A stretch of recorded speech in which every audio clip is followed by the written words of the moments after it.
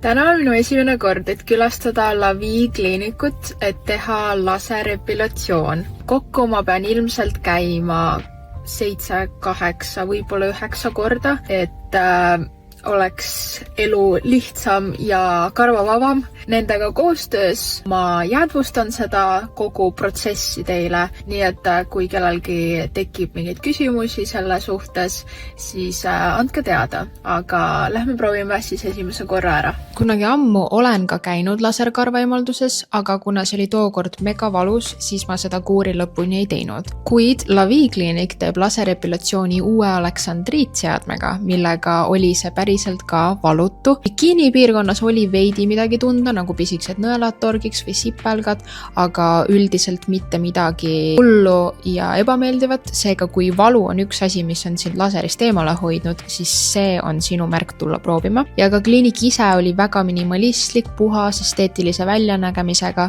pluss kõik spetsialistid on neil meditsiinilise kvalifikatsiooniga, mis on ka minu arust väga oluline. See näitab taset. Ega nüüd järgmine kord on juba 6 aja pärast. Ega näeme varsti. Tšau!